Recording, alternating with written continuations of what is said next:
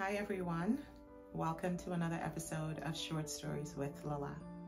It's a beautiful Friday and I hope you're ready for today's story. Okay, let's get into it. My twin sister and I got married on the same day, in the same hall. We were 26 and we sat side by side with our spouses. It was what we'd call a societal wedding. It was a really beautiful experience. This was in the 70s. My sister got pregnant shortly after and started having kids. My wife and I divorced a year later.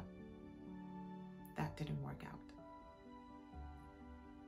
I focused on work and building a future for myself.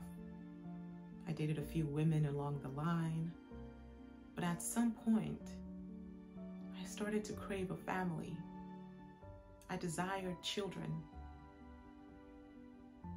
The years went on, and by the time my sister had her 7th child, I started to wonder if something was wrong. Why don't I have one child? Just one. I would do anything and everything for that child. Family members started to ask questions, and if you're from an African family, you know exactly what this feels like. My mother was very optimistic though. She would always tell me not to worry, and God would bless me with not just one child, but many, and I would be a great father to them all. My father as well would say to me, God is the one who blesses us with children. And don't you for one second think he's forgotten about you. If you desire children, it's because God put that desire in you, and he will fulfill his promises. They both motivated me to stay positive and to trust God. I met T in 1980. Beautiful woman, smart, bold, and very blunt. We dated briefly. That also didn't work out, but we remained friends. She came over to my house one afternoon 2 years later. I was in my home studio. My receptionist said a lady was looking for me, so I told her to show the guest in. I was so surprised to see T. She explained her car had broken down not too far from mine.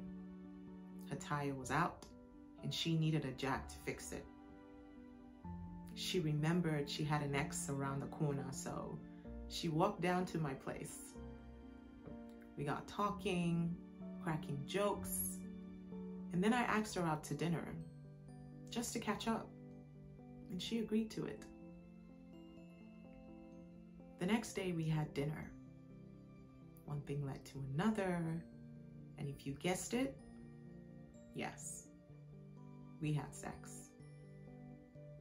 It was a one-time thing. We didn't see each other after that. Not till she reached out to me 2 months later to tell me she was pregnant. I was both surprised and so happy. I couldn't believe it. Could this be it? I asked if she was sure she was pregnant, and she said yes. So I told her to please keep the pregnancy and news to yourself. Don't tell anyone apart from your folks until this baby is born. She obliged, and she was very happy to do that. Keeping it private was the best thing I could do for myself and for my baby. I didn't want to jinx it. She arrived not only a month early, but 4 days after my birthday. The best birthday gift. God was indeed on time. Never late. The day she was born was also the day we buried my grandma.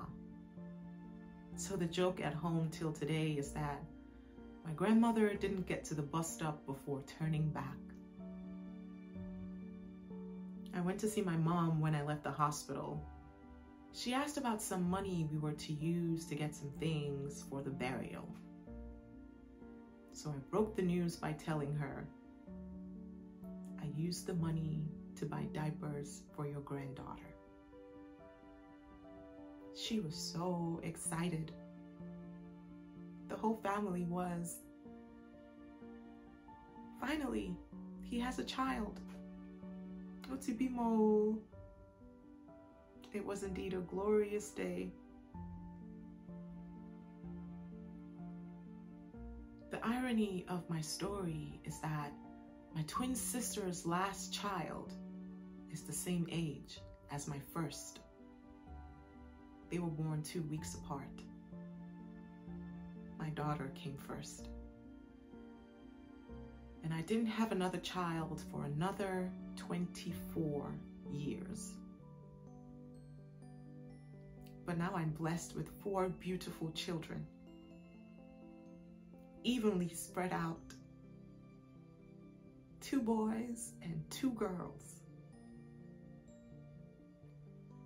The fate and destiny of your siblings or your friends are not tied together with yours. The same applies to twins. The mere fact that my sister and I came into this world together doesn't mean we share the same destiny. When she stopped having kids, that's when I started. And we're all so blessed and so happy. So know this, God is never late. He is always on time. His timing might not fit yours, but know that His is the ultimate best, forever. And that's it for this week, guys. I hope you enjoyed that story.